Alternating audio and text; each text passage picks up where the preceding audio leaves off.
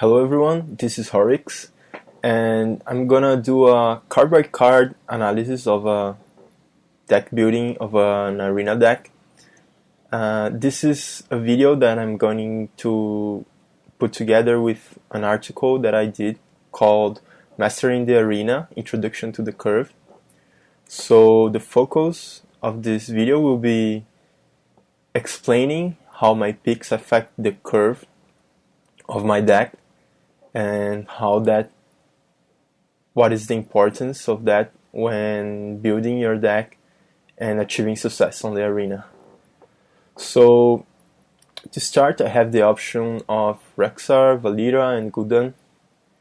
I think I'm gonna go Rexxar, which is this is more standard hero. Those two have some very unique hero powers. Rexxar hero power does not affect too much how he plays the game. It's just some damage to the opponent, which is good for an aggressive deck, but I'm not gonna take that into account when I'm going to build my deck. So let's start with the deck building. So okay, first 3 cards. Angry Chicken is a 1-drop. If you read my article, you will see that 1-drops are not really necessary for a deck to be good.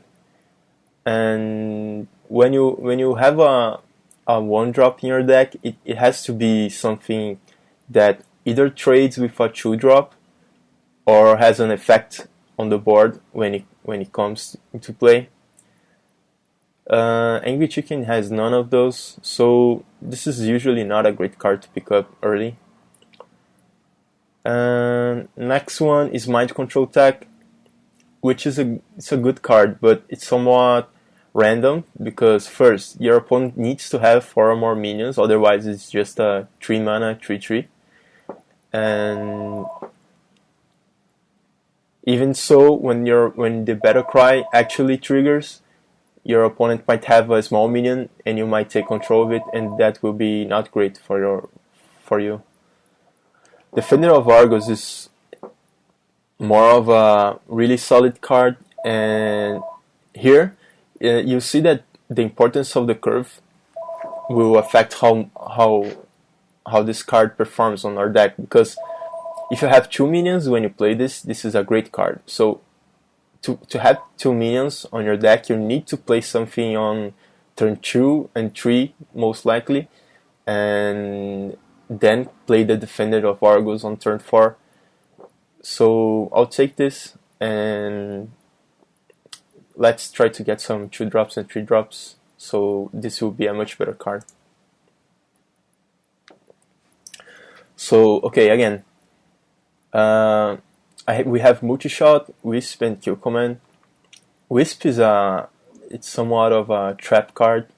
If you read my article, I explained that 0 mana cards can sometimes be perceived as free cards, but they are not free. You actually use 1 card of your deck, of your hand, to play this. And the effect is not great, just a 1/1. It's not a great effect, it's actually very weak.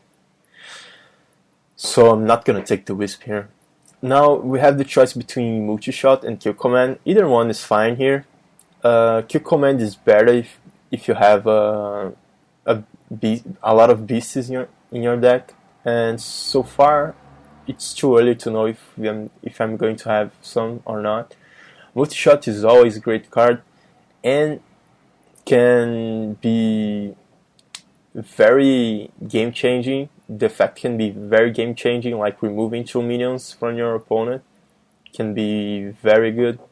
So I'm gonna take this, and right now I have a 4-drop. I'm taking another 4-drop, which is not what you want to do so early, but it's okay. It's just the first 2 cards. From now on, let's be careful not to have too many 4-drops. So now this pick here is between Leper Gnome, Mercenary, and the Berserker. Those two are 5-mana cards. On my article, I talk about how 5-mana cards need to be very good, need to have a really good impact on the board.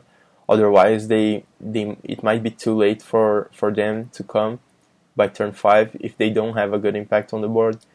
Then Leper Gnome, it's one of the best 1-mana cards, and I'm gonna try to build a more aggressive deck here, just because the curve is more important for an aggressive deck than for a controlling deck. It's important for both of the decks, but an aggressive deck cannot miss plays on the early turns, otherwise he's going to fall behind and cannot keep up with more on the late game against more controlish decks. I'll take the Leper Gnome here. Those are fine cards. Okay, so now we have the option of another multi-shot, which is the best card by far here. But as I talked early, we need to be a little scared of having too many 4-drops.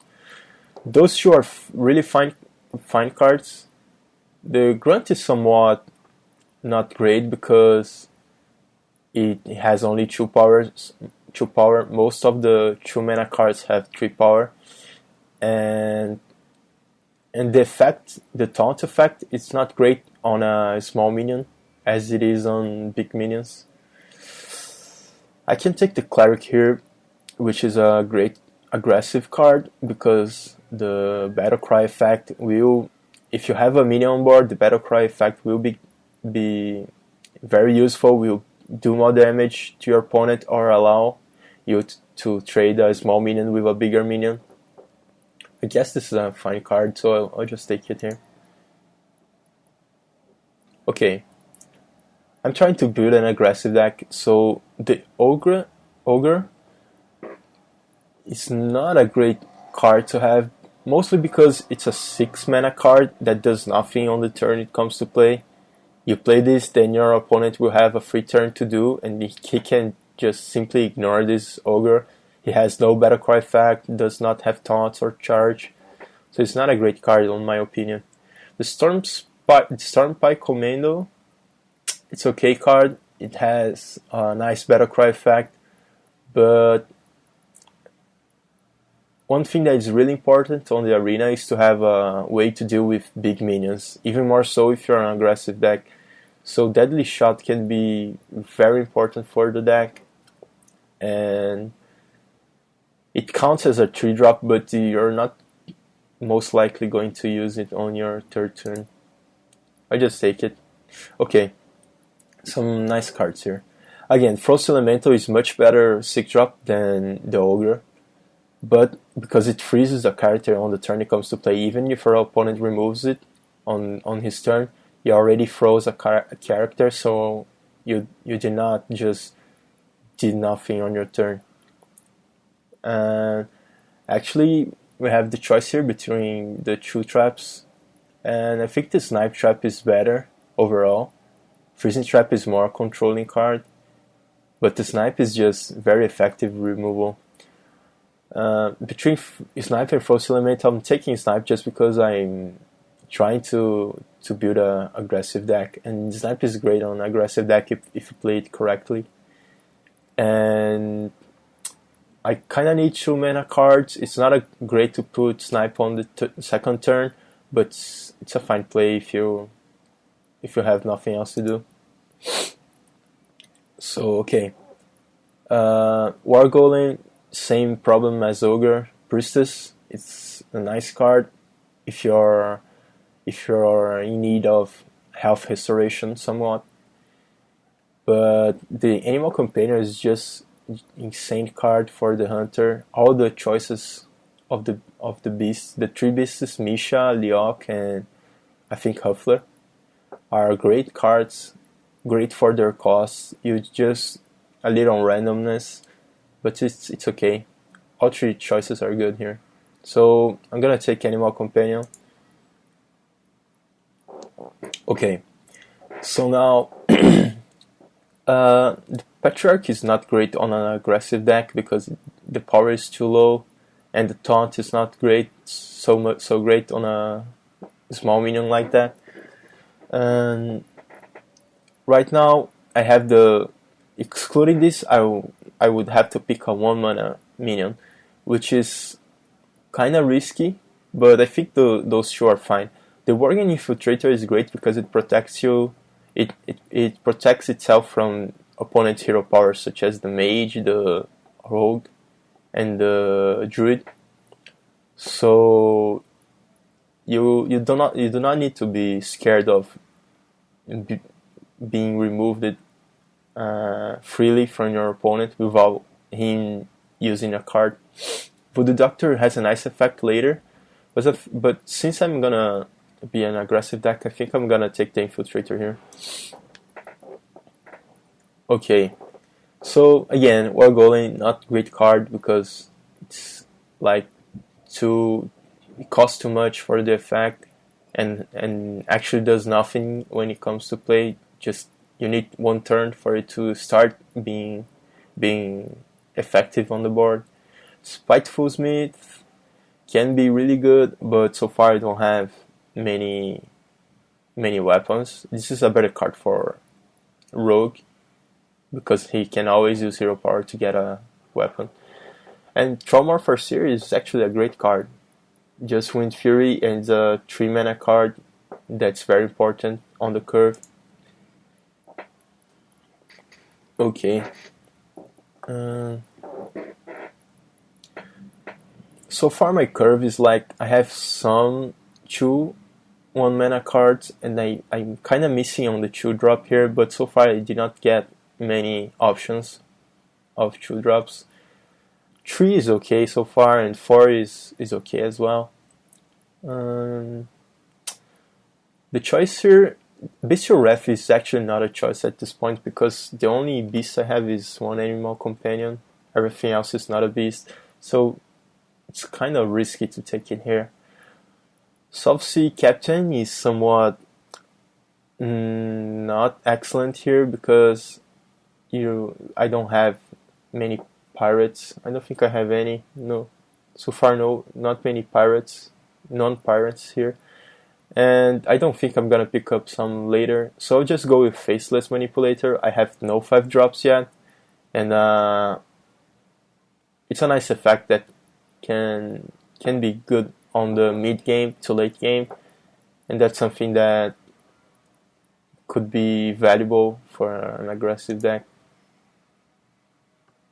Okay, so not great options here.